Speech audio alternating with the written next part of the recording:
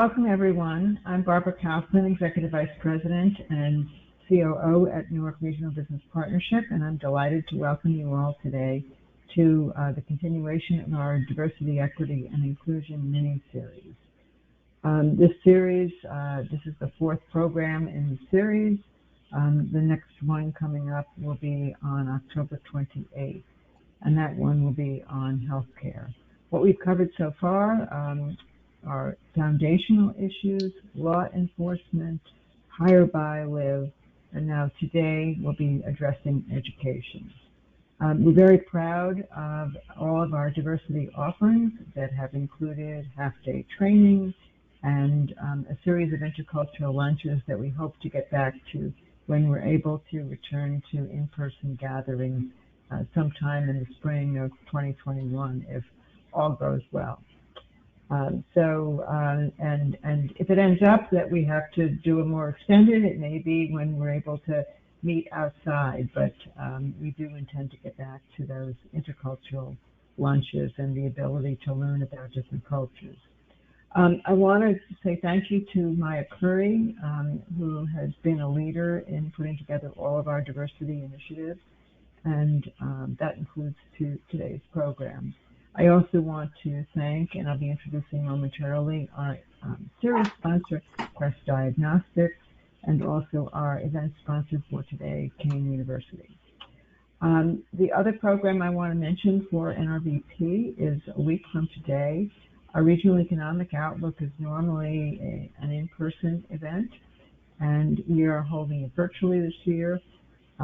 We have two economists who will be opening and talking about what they're seeing in terms of where we are now and also what's coming up in the year. And then we have a panel that includes people from different industries talking about what they're observing in their industry, whether it be law or banking. And we also have a political scientist who is going to be talking about polling, why polls sometimes are wrong, what you can interpret from a poll, and also why and how this election is different from any other election that we've ever experienced, although many of us are surmising that already from what we've been observing. I invite all of you to make recommendations for additional titles and topics that we can offer at NRBP for the duration of this year virtually. We are in the process of putting together new programs and offering them.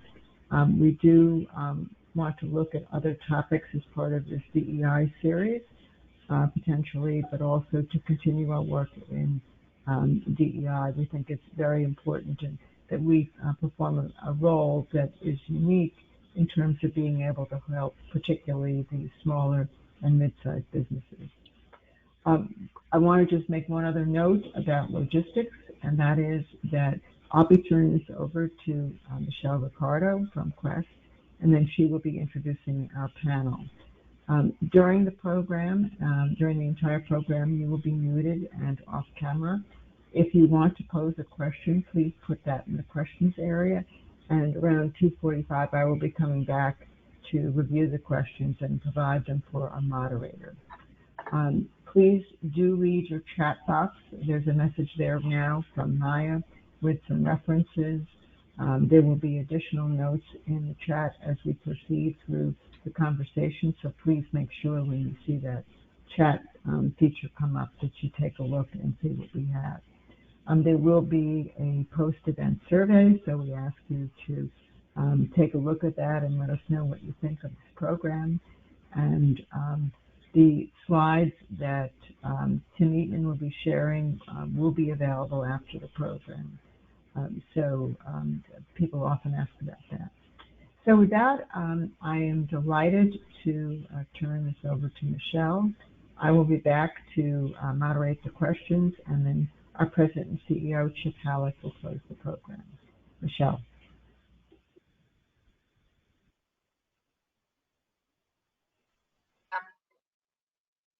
Thanks for that unmute there. Hi, everyone. My name is Michelle Ricardo. I'm the Senior Director of Human Resources for the East Region at Quest Diagnostics, and I'm honored to represent Quest today as the sponsoring partner for NRBP's ongoing Diversity, Equity, and Inclusion mini-series. You're really doing such great work. I'm so excited to be a part of this and actually to listen to the dialogue today. So as a leader ultimately responsible for hiring at Quest, for our operations, nothing's more important to me than championing inclusion and fair educational opportunities at Quest, inclusion and diversity, and really education is the key to that talent pipeline into the medical space. Education is so important for many roles in healthcare.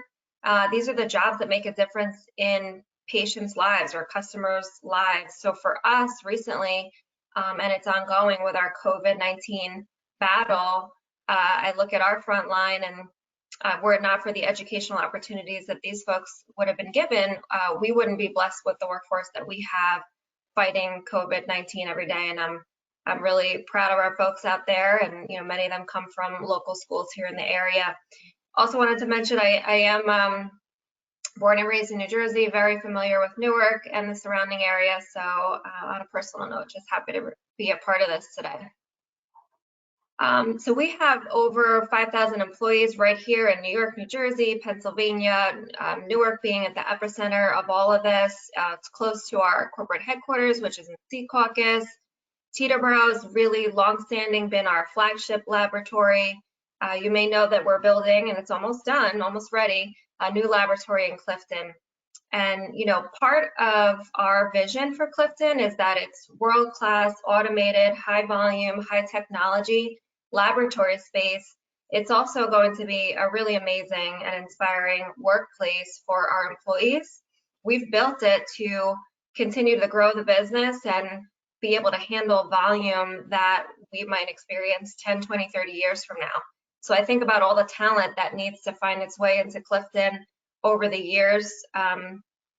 So as an HR leader being responsible for that, it just gives me great joy to partner with folks like yourself and others, Rutgers, Montclair, and the other local schools at developing, making sure that the education is ultimately finding them a landing spot in healthcare, in medicine, right here in New Jersey.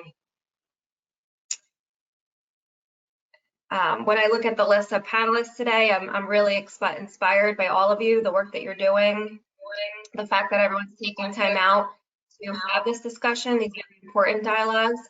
So again, looking forward to listening in. And just wanted to mention as well, I think at the end of the program, if there's some handouts and links to pieces, careers@questdiagnostics.com is a way that folks can find their way, whether it's even internship opportunities or longer term careers at Quest. So I hope that that you check that out as well. But without further ado, I have the pleasure of introducing our moderator today, Timothy Eatman from Rutgers University in Newark. So everyone, welcome, Timothy. Good afternoon, and thank you, Michelle, for the tireless work that is being done by all of the essential workers as well as Quest. I couldn't be more delighted to be moderating this session this morning. It would take a lot more time than I have to frame this up like I would, but the description has been so rich. So I want to salute Barbara and Maya and the other organizers who have framed up this important conversation today. I do want to say that as the inaugural Dean of the Honors Living Learning Community at Rutgers University, Newark, we are really pushing our students to be critical thinkers. And so when we talk to them about any kinds of analyses that need to be brought to bear, we evoke their attention to issues of ideology, of political economy, and schooling, and how those things are in tension together. You cannot have those conversations without having people like the ones represented on this distinguished panel. I want to cut across the field very quickly because we don't have a lot of time and we need to get to some really rich questions. And I want to just demonstrate the importance of the topic of this webinar, impact of and strategies to combat systemic racism in education. We know that systemic racism is a thing, but everyone doesn't know that. And it's a challenge, but it's important for us to reflect upon that as it relates to our work in business and health and education. My mind was brought in preparation here to an article from July 2020 by Business Insider that has a couple of charts, actually 26, that share some of the challenges that demonstrate systemic racism. The employment population ratio, for example. We can't go through all of them. We certainly won't. The unemployment rate, especially as it has spiked during the coronavirus pandemic, especially for Black Americans. And also the question about the underrepresentation in high-paying fields of Black and Brown. So I want to stop there. I would love to see that during the conversation if there's some more issues that we can surface as it relates to this issue of systemic racism. But right now, I want to invite the speakers, the panelists, to give a brief introduction of themselves. I'd love us to go in this order. First, we will have President Joe Bloom from NJIT. Then we'll have Mr. Rodney Bruton from the New Community Career and Technical Institute. We'll then have Ms. Kayla Jackson from Pejuel, Superintendent Roger Leon, and then Carlos Rodriguez. Dr. Bloom. Yes, thank you, Timothy. And I should have discussed this with you earlier, but I happen to be the founding dean of the Albert Dorman Honors College here at NJIT some 25 years ago. Wow. So, you know, you could be a president soon someday, if you choose. So let me pick up on Rodney's theme. We did not prearrange this or discuss it, but I come at the issue of DEI from a standpoint of having been an economist, an educator, and now the president, the absolute pleasure of being president of NJIT. And the simplicity is, if you do not have the bodies to fill the jobs, you cannot have job growth. So if you do not have the bodies, you can't have job growth.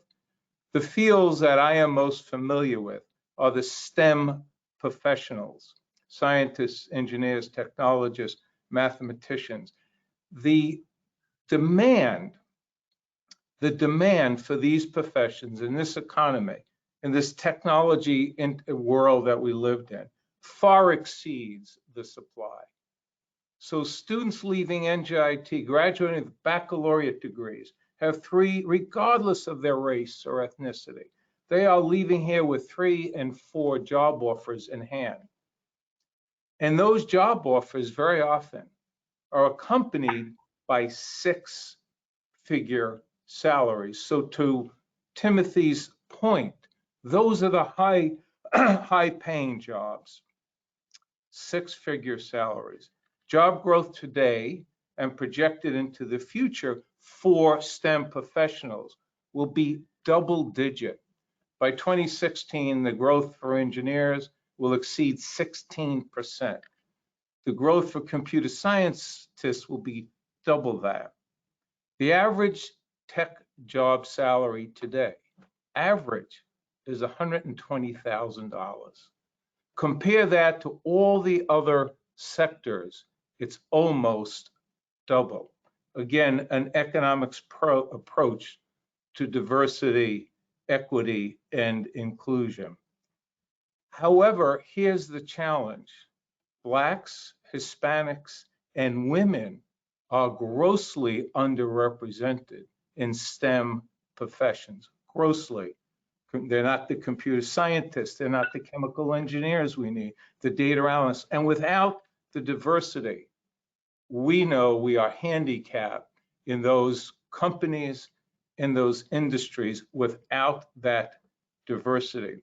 Today, President Bloom, I thank you for your intro. I want to get to the other panelists, and we'll return to you for a bit more detail, but thank you so much for Thank that. you. May I ask Mr.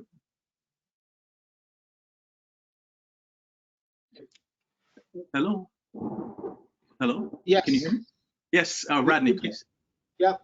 So thank you, Dr. Eatman. And again, I echo the comments by many and all to thank our friends with New York Regional Business Partnership, Chip, Barbara, Maya, and the team.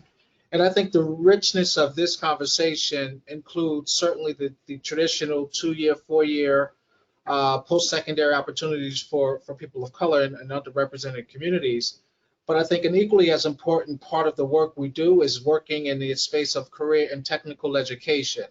And I think that's the role, again, New Community Career and Technical Institute provides, is really creating opportunities for those that are interested in post-secondary opportunities and in transitioning into credential-based and the workforce with regards to areas that are in demand.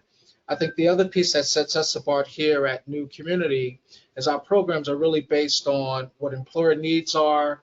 It's really focused on occupational skill-based attainment. And then the third piece, and again, when you think of career and technical education, is what is it that you can actually provide to people of color that helps them enter the workforce and have clearly defined career pathways.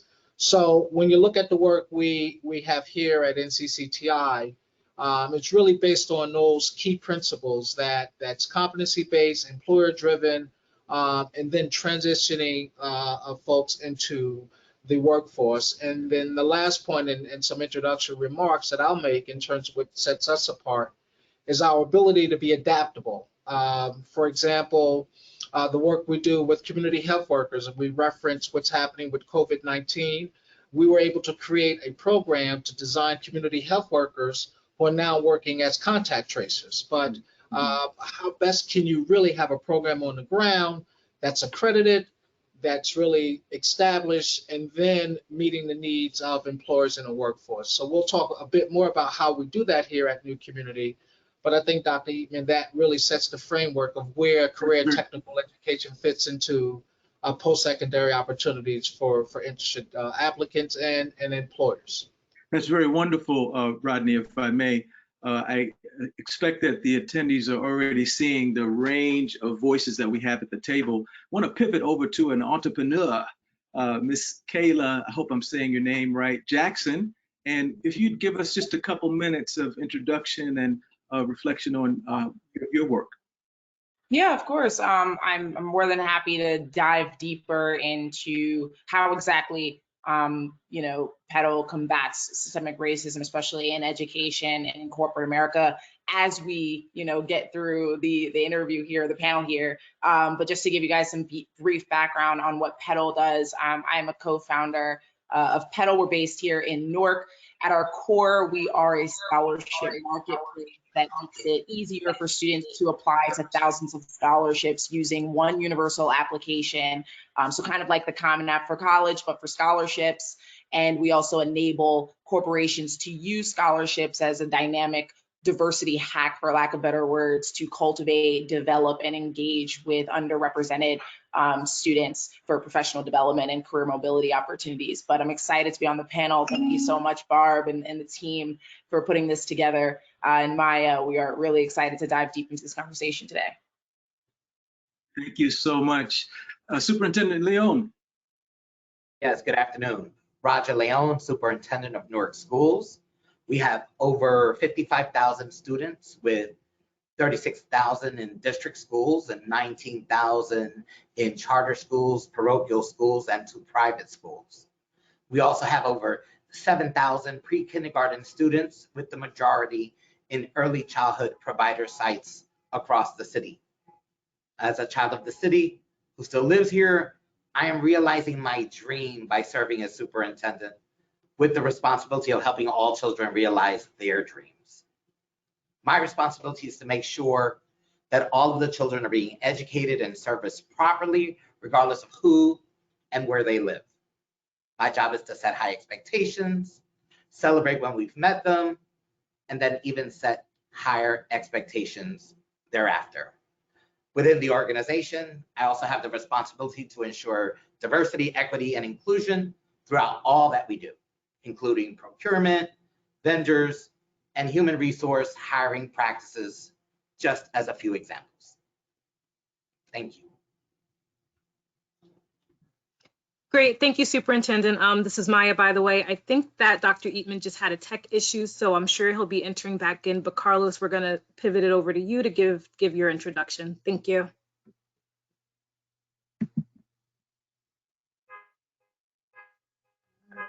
Let's see. Oh wait, Carlos, give you're me one. muted.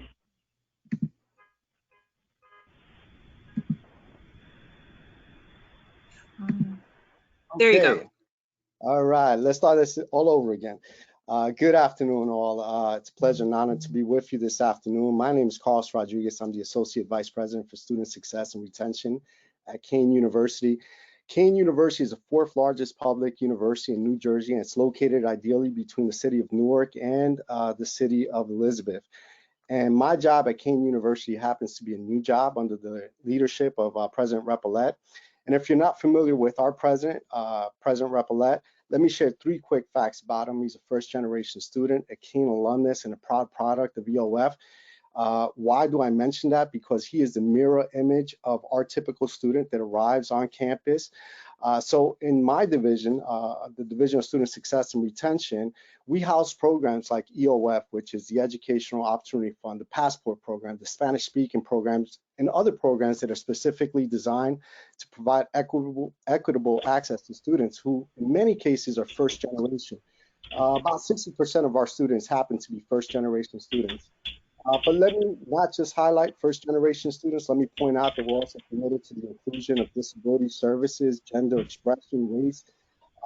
So all of that, having said all of that, our ultimate charge is to extend equal educational opportunities to students who may not otherwise have those opportunities. And in turn, we enrich the diversity of our Kean family. So thank you, excited to have these important conversations. I did not give up on the job. There is a storm in my neighborhood, and I was listening to it in the background. I was like, no, no, no, no.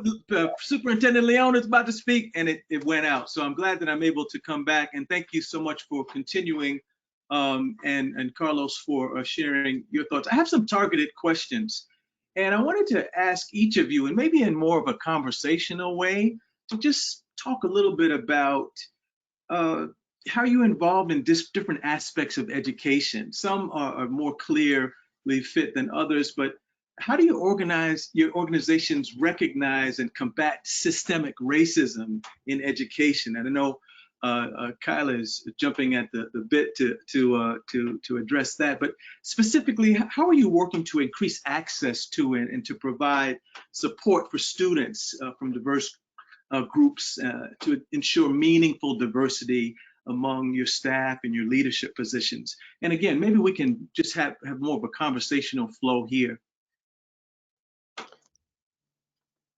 President Bloom, you're muted. Am I? Hello? Was that for me or Dr. Bloom? It looks like he's talking, but he's muted. So why don't you go ahead, Kayla? We got to get President Bloom unmuted, please. Yes, he's unmuted. Oh, okay. Go right ahead. It's about students for us. So what do? We recognize the challenges of a STEM education. A couple semesters of calculus, physics, chemistry. We start working with a pre-college program, grades 4 through 12, 4,000 students every year, primarily from underrepresented and female populations. And as Roger Leon knows, we work very closely with the Newark school districts. So in order to succeed in our disciplines, you have to have a very strong background in the language of tech, which is mathematics. So we focus on working with students, very young students, in math education. And we also work with the teachers, as we do in Newark and elsewhere. And then we are a very diverse enrolled population, as well as a very diverse group of employees. And we incent the hiring of minority faculty. So let me stop there, please. Kayla, why don't you go ahead? You had something you wanted to add. Oh, of course, yeah. So, I mean, at Petal, we have a kind of unique understanding around opportunity. I think a lot of people celebrate opportunities, right? But at Petal, we only celebrate equal access to them. So we combat systemic racism and economic inequities by really serving communities of students who are otherwise barred from achieving their potential because they were born into the wrong economic bracket, right? So our core thesis is that people, including organizations and corporations, are willing to invest in educating our youth to create a more enlightened and sustainable world. So I think at Petal, you know, we're waking up every day to not only assure that there's a democratization of access to higher education, but also we're bridging the gap between campus and career. You know, we've seen even in like the last 4 years, right, or the last few months, just how many corporations can find time to push a press release without pairing it with an actionable plan, right? And they're quick to invest in hiring a face of diversity and filling a checkbox leadership position, yet seldom invest in the journey that's required to achieve that kind of mobility within the organization, right? So even when we're thinking about CEOs like, what was his name, Charles Scharf at Wells Fargo, who, you know, said that he can't diversify the boardroom because there's a lack of qualified candidates. And, you know, what the real conversation that needs to be had and the real discourse that needs to be had is around the clear discrimination that's happening at the entry level. And we can't ignore the fact that talent acquisition managers in this country are gatekeepers of white supremacy. And when we identify and assign a name to these agents of oppression, then we can start to figure out the channels and the tools to dismantle the power that they have. And that's the work that we're doing at Petal. You know, we're not giving companies the room to claim that we don't exist, right? Because diversity is not equivalent to underqualified or underskilled. I think it's a really important point, Kayla, that you have to disprove the knee-jerk statement that there are no qualified candidates. You have to demonstrate that there really are qualified candidates and why they're qualified. And my impression is that in this world, that the companies that are starting to look beyond what is the typical and understand that diversity brings better results is really important. Rodney, I see that your microphone is on. Did you want to comment? I did, and I again, looking at it from the career and technical education perspective, I mean, it's really addressed by us on two levels. One, letting job seekers know that there are very viable opportunities out there. So we share a lot of our success stories. I think the second piece that we look to address some of the inequities that we know exist is to really engage employers in all of what we do, right? So if you have employers sitting around the table sharing what their needs and expectations are, finding out what their requirements are, and addressing whatever those particular challenges are, we then can begin to create opportunities for job seekers and local residents. So looking at it from not so much from the student perspective or the institution's perspective, but really looking at it from the employer's perspective in the end game, because that's ultimately what job seekers are attaining and looking for, and that's quality employment opportunities on the back end. So we highlight the importance of engaging employers from the beginning. I think I'm going to turn. Go ahead. I'm sorry, Joel. I was just going to quickly point out that in terms of addressing systemic racism, at least at our institution, we try to do it on many different levels, whether it's translating materials from the moment of a student expressing interest into the university to the moment of enrollment. We're translating materials if that's their need.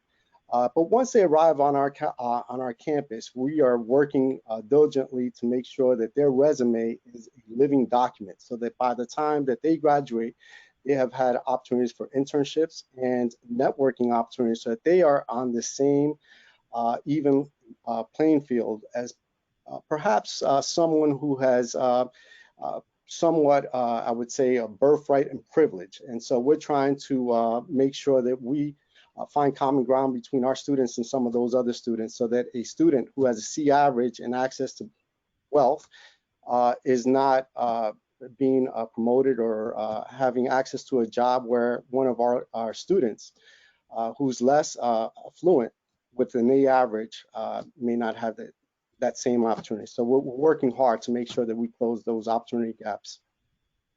Mm-hmm. Staying on that point for a minute, because there's a question from the audience, what can be done to overcome these barriers? I'm going to interpret that to say, just building on what you just said, Carlos, from the perspective of others, what are some examples of what you're doing within your institutions to be able to close those gaps and make it possible for those who face systemic racism to be able to, how do we help them overcome that? Well, look, let me just quickly follow up. I read a great article today, and pretty much it indicated that the American dream is a society that doesn't reward birthright and privilege, but rewards effort and talent. And we're far from that, and the data indicates to that. And so we have a lot of work to do. And again, an affluent student with a C average has a much better chance of graduating from college and finding a good job than a low-income student with an A average. And so I know that this is high on our president's list to make sure that we are closing those gaps and that we level the playing field. So we have 70% of the students who come to NJIT, 11,600 students. 70% of them receive some form of financial assistance. What doesn't come from the federal Pell program or the state's tag or other benefactors to the university, we put $30 million into annual need-based and academic-based scholarships so that they can succeed here. You can't succeed at this kind of an institution and work more than, quote, 20 hours a week. We also employ about 5,000 students on our campus every year, so they're close to their studies. And again, what we're making sure constantly through numbers of mentors and tutors is that they understand the profession, they can get the skills, because as most of our campuses are 15 weeks a semester, the curriculum moves very quickly, very different from a high school. So you've got to acculturate them, obviously, to being competitive in the classroom. We're a very diverse campus.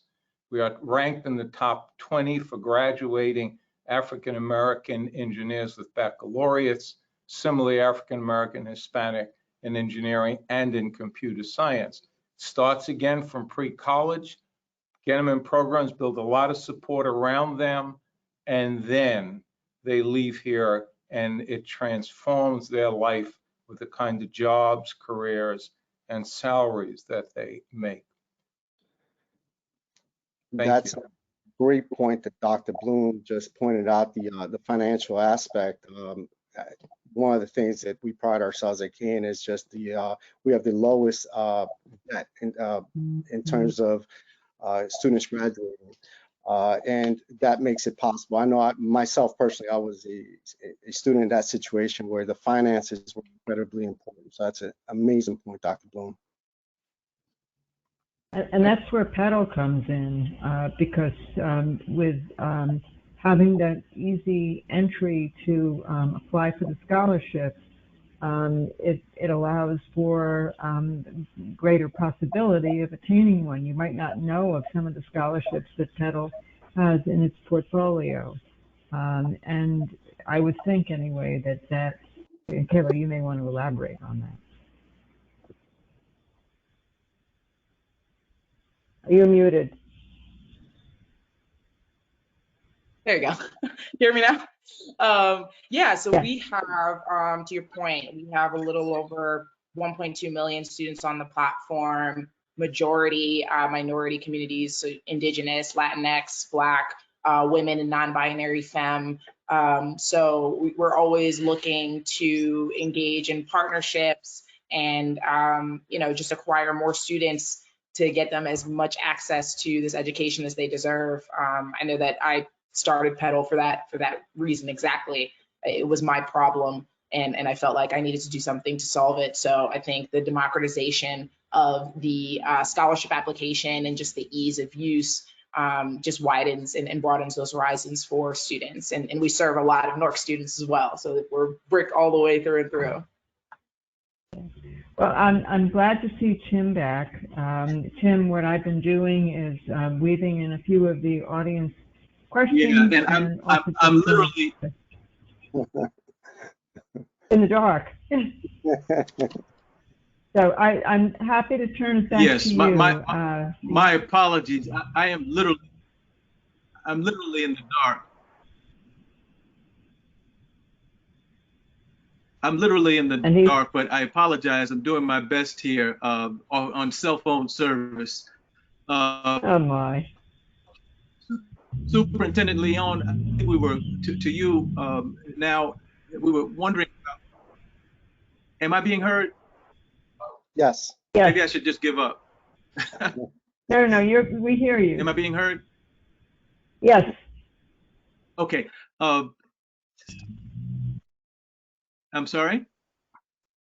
Okay. I'm literally in the dark here, but Superintendent Leon, can you just share with us how you're dealing with diverse populations and the unique position that you have as a leader of one of the largest school districts in the state?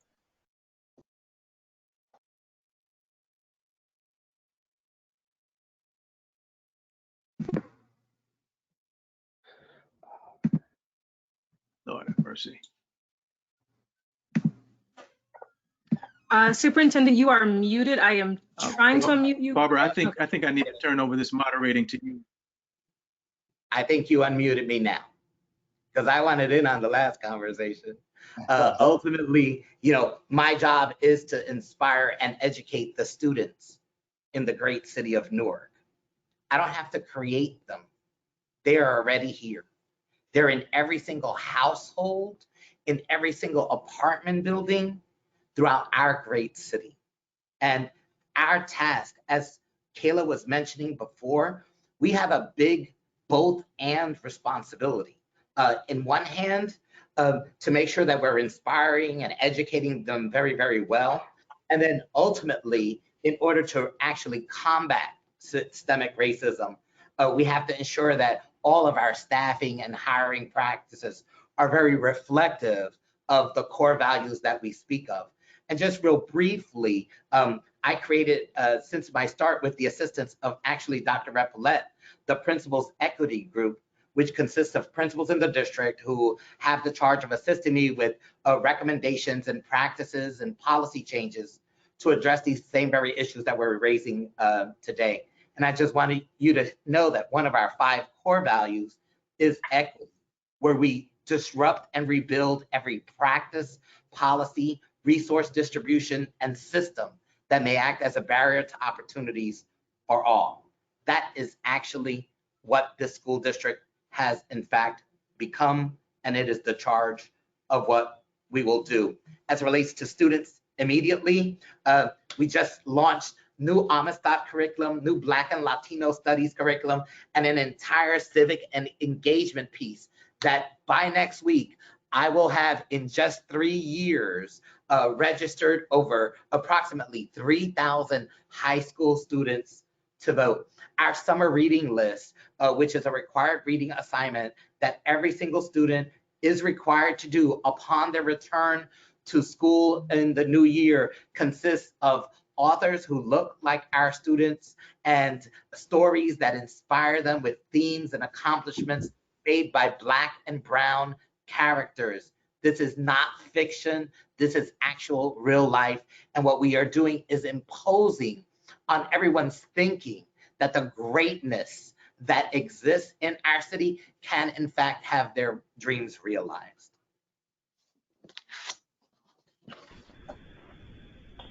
It's very powerful, Superintendent Leon. Am I being heard? Yes.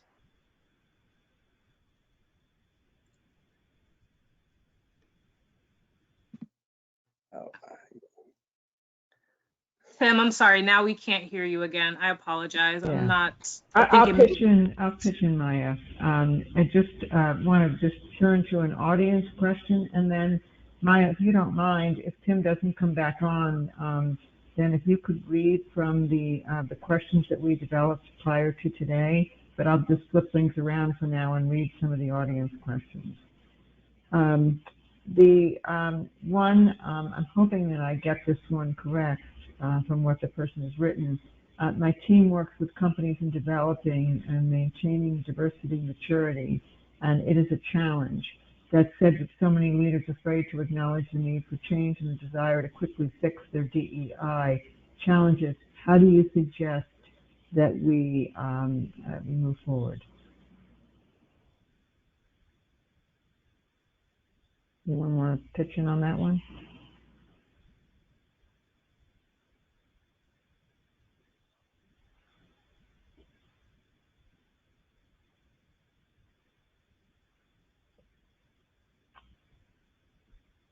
I'm not hearing. Carlos, if you're speaking, we're not hearing you. I'm not speaking, but I'll take a stab at it. Okay. I think you lead with an open heart and mind, and if diversity, equity, and inclusion is a part of your mission, then it will come very naturally to you. I'm not sure, without knowing more specifics about it, how to really answer that, but I'll just talk about our opening day at Kane University. Our pillars are student safety, academic success, and equity. And that resonates across all parts of our campus. I know that Superintendent Leon talked about it, hiring practices and how we approach who are the very population that we serve, right? So couple of weeks ago, we're still in the midst of celebrating Hispanic Heritage Month, and a couple of weeks ago, opening day, we joined the President Repollet and myself joined the president of the Student Government Association to really celebrate the diversity on our campus. If we're not doing that, then what are we opening our doors for every day, right? So just meeting people right where they're at, and just acknowledging the differences in some cases and the commonalities in other cases. So that's, right now, without knowing specifics, that's where, the best answer I can give you, and I'll open it up to the other panelists. So let me pick up on Carlos's point, since he did earlier. It's the idea of celebrating diversity. And in the case of an academic institution, I came here in 1990. And at that point, the EOP program was the program of minority students. And it was perceived then by the majority of people on this campus, which were white and in this environment, male, that those students from our EOF, and we expanded to call it EOP, could achieve at a level equal, if not better than, many of our, if not most of our students at the time were from the suburbs of New Jersey. And I can't tell you it happened overnight, but I am telling you today, if you look at the leadership, if you look at the high GPA, if you look at the valedictorian of our senior class or our senior class president, it represents the diversity of this university. So it's a constant intentional, and it's a word I've used for all the years I'm here. We have to be intentional about being a diverse campus, diverse student body, diverse staff, diverse faculty. We have to be intentional about proving it, not every year, but every day and every month, that our students, regardless of their race or ethnicity, are equal and up to the task and the challenge of graduating from this institution. We have closed that graduation gap. If you just happen to look at engineering, Black students who start an engineering curriculum, less than 40% graduate. Here at NJIT, it's 68% are graduating. So again, it's intentional. It takes a long time to make change. We know that, but it's up to the leadership team, the people in the classroom, the people recruiting the students, and having people like Carlos who can help you with a programmatic approach to seeing that these students succeed. I think the word That's tremendous. intentional is of this, Tim. Go ahead, Tim. Good. Yeah, I'm on by phone. I'm still in the dark, but I appreciate you hanging in there. I'm fighting to be here. President Bloom, thank you so much. I think that we are at a place where we're supposed to be checking for questions, but I wondered, did we ask all of the participants to comment on how their engagement with small and mid-sized businesses can bolster their work? Have we asked that already, Barbara? Tim, go back to your questions, because I've pretty much covered the audience questions in your absence. So please, got it. That's a great one to go back to. Okay, got it. So how can our attendees, particularly small and mid-sized businesses, support your work and become involved? And maybe I'll just pivot over to Rodney. Would you? Yeah, thank you, Dr. Eatman. Well, one is I think we at our level, we need to know what their needs are, right, to meet their employment hiring needs. So one way would be to share their job openings, to share their requirements. Secondly, and then on our end, we would do the job of sort of doing that connection and sourcing job seekers for their particular job leads, but I think it first starts with knowing what their needs are and being able to partner with organizations and schools and institutions like mine so that we can then help them meet their hiring needs. So great strategies there, and I'm sure there are going to be some takers. May I pivot over to Carlos? Same question? Yeah, look, we have no surprise to anyone, we have a great diverse population. We're always looking for partnerships in terms of internships. I spoke briefly before that our goal is to make sure that by the time our students graduate, they have living resumes, right? And so what does that mean? The opportunity to engage in internships, right? And the opportunity to network, most importantly, so that once they leave our campus, they're doing well in their careers and obviously being productive citizens, but there's opportunities there. Look, we have phenomenal programs, and let me just talk briefly about one program. It's called the Spanish Speaking Program, where we're admitting students that have limited English skills. First 2 years, they take most of their courses, if not all, in Spanish, getting over eventually to the core part of their coursework. But in those cases, we may need to partner up with some businesses to support some of these students. And we talked earlier about the financial part, and Dr. Bloom, I talked a lot about that in the sense that there's some financial needs. And so even the opportunity to support some of these students on their journey goes back to combating the systemic racism and the lack of access to finances. That's tremendous. That's tremendous. Kayla, can you weigh in? How can small businesses support your effort at Priddle? I think you may be muted. Moderate. It used to just become unmuted. Okay.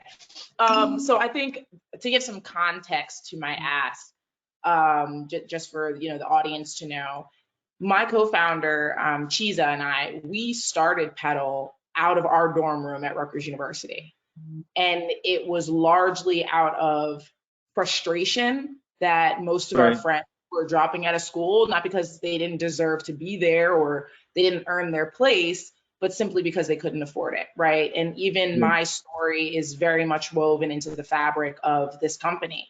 I was supposed to go to NYU, and thank God I didn't, or I wouldn't be here today. But I would have graduated with over $160,000 in debt, and so I was personally opportunity, because of money, and not because I didn't earn my place or because of intelligence or my competencies or my capabilities or even my value. So Petal really is a product of living through a world where a college degree has really transformed and shifted over time from this very easily accessible commodity to now a necessary luxury. And so, That's we're powerful. constantly helping students across the country. We've had students earn over $2 million on the platform so far. And, we're evolving now. And that's where small businesses come in. That's where corporations come in.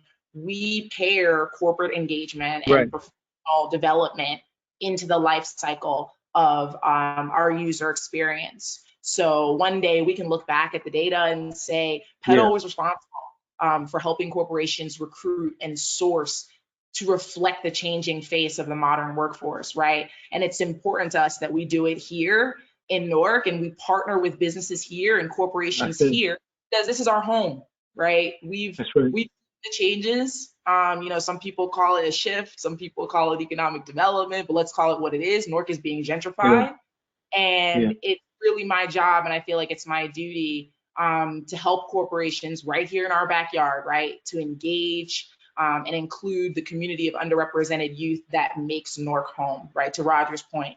And it's my duty to assure that these young people are not only visible and heard, but they're seen and they're listened to. They're valued, contributory. If I can, before we go on, I just want to sort of tie in some of Carlos's comments and Kayla's and how that fits into the work we do in career and technical education. So when you think about work quite naturally, a part of what a student has to do to graduate from our institution is to complete an internship. I mean, we're a competency skill-based program. Can't even get through without that, right? That's right. Sure. So if you're interested in the medical field and you want to be a nurse, and we work so closely with the Newark Public Schools and Roger Leone, that becomes a core part of their curriculum and work.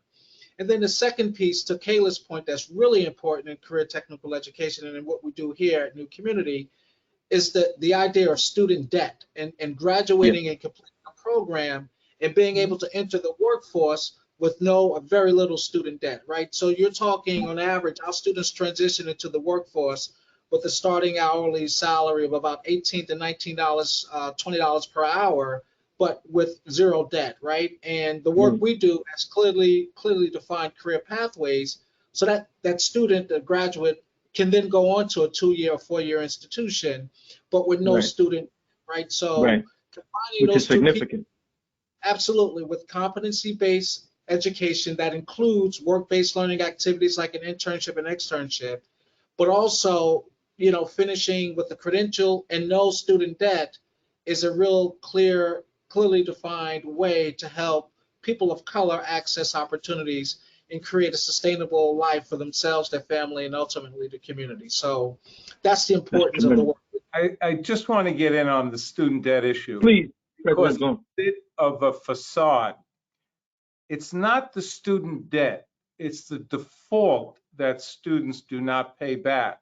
And if you've looked, I've been on a couple commissions on this issue of student debt, so we seem to be intimidating lower income people from taking some debt only if they can't pay it back. So the student debt, I'd be very cautious about. At the end of the day, the largest group of people in this country who owe money to the US government for government loans are physicians, lawyers, and people with PhDs. That's the largest amount of money owed is through graduate education, not undergraduate education. Very often when we talk to low-income students and parents, they're concerned about the debt. Get the job, pay the debt back. Point one. Point two, what can companies listen in? No amount of money is too small to put behind a student of low income. No amount of money is too small. I'll stop on that point. Tim, I just wanted to add into this. Please go ahead. That, one thing that we do is acknowledge that there's an issue, which we're doing that. And then the second thing is you have to actually do something about it. Right. I just want to share with you that, Dr. Bloom referenced that some of the work in his earlier remarks will take time. And we can obviously acknowledge that. But I want everyone to be clear that he's not saying decades of time. We did something in partnership with NJIT that we never did before. We identified a cohort of students that were with his very best professors of NJIT And during the course of an entire summer, these are African American and Latino students who had not been on NJIT's campus or no other college for that matter. And they did extremely well, not only in this summer course, but throughout the year. And not only throughout the year, they're all in colleges. Some are even at NJIT. You know, ultimately to the small minority and women-owned businesses, we have been tapping into the greatness of the good folks in our city. And I think that Rodney did a great job of saying there are procedures that are in place. We are governed by procurement laws, and we're just encouraging everyone to apply in every aspect and making sure that they're following all steps of the process and in keeping with the respective timelines. So it's talking about the problem and then doing something about it. I'll end with this. In my 3 years, I've hired 65% of my principals are either Black or Latino, and 14 of them are proud children from the great city of Newark. We have from the brick city. We have greatness. That is tremendous. One is from NJIT, if I remember correctly. He's got to get that in. Panelists, you have been tremendous. I have never experienced anything like this moderating at all. So I hope that you do not think that I'm holding this light up from my phone on my face to illuminate the dark challenges we have with respect to systemic racism. That's an attempt. But do know that your insights shared are rich. Do know that, well, we need dogged determination, regardless of if the lights go out, to have an imagination around the urgency we need for amelioration. We are in that mode at Rutgers Newark, and I think all of you know that we're ready to play. With that, I want to turn it over to Barbara Kaufman. I know we're stressed on time, and that's my best shot, Barbara. You know what, Tim? You get the award for persistence, and I guess a round of applause for you, because if anybody was persisting, you really were doing it. And the word I think that we can all leave with today is intention, because what I'm hearing from everyone is that all of you have embraced what you're doing with intention. At this point, I want to invite Chip to come back on camera. And maybe, we have perhaps another minute or two if, Chip, if you wanted to ask a question. Can I make one observation, Barbara, as Chip is coming? Mm-hmm. For President Bloom. Go ahead, Tim. I am connected by my laptop to my iPhone, and then I'm on my phone dialing in. Is that okay? Can I come on your campus? All right. Chip? Is Chip muted? Yeah, Chip, you're muted. Certainly, Tim does get the award. The show must go on, and he's got more devices there than I've ever touched in my life. So I commend you for that, and thank you for doing so. I also very seriously want to thank you for framing this conversation with the facts that you did at the very beginning. And that's what we've been basing this mini-series on, and our Diversity, Equity, and Inclusion Initiative is basing on the facts, something we don't always hear too much about these days. So I really appreciated you kind of level setting us right from the start. Dr. Bloom, it's always a pleasure to be with you, and I thank you for your leadership at NJIT, and meeting the demand for STEM-equipped students in great-paying jobs is something that is so necessary and such a great opportunity. And your point about being intentional in that work is certainly important. So thank you for all that you do. Rodney, new community and all that's being done there for so long, as a tribute to you, and focusing on what the employers need is so important. And I know that you and your team have approached that from a very factual basis for a very long time. And that's why you're as effective as you are, providing opportunities for people who don't necessarily need to have a college degree. And Kayla, your journey is really something to behold. And the inspiration that you provide as an entrepreneur, and the opportunities that you're providing in bridging that gap between campus and career is so important, and it's terrific to hear from you. So thank you for your contributions today.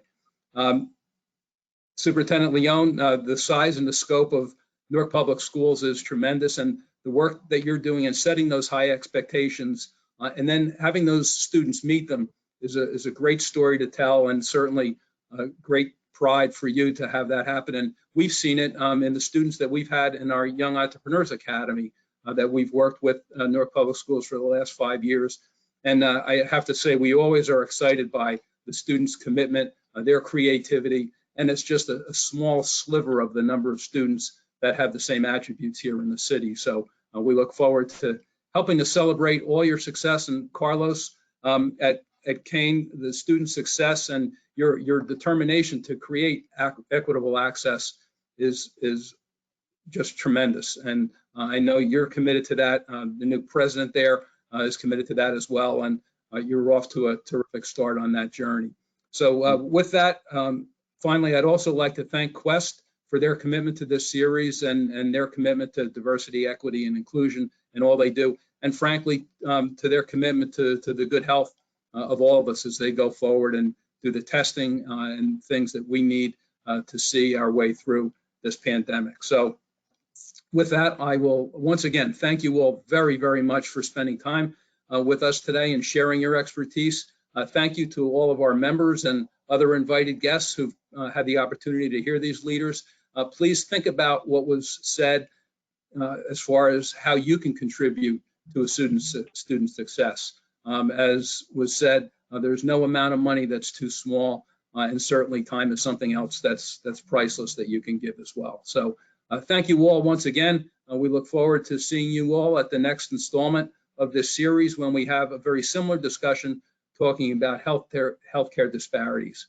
So have a great day. Be well. Thank you all. Tim, I hope you get the lights back on. Yeah, pray my lights come on, y'all, soon. Thank you. Appreciate your leadership. Tremendous. Thank you so much. God bless. Thank you all.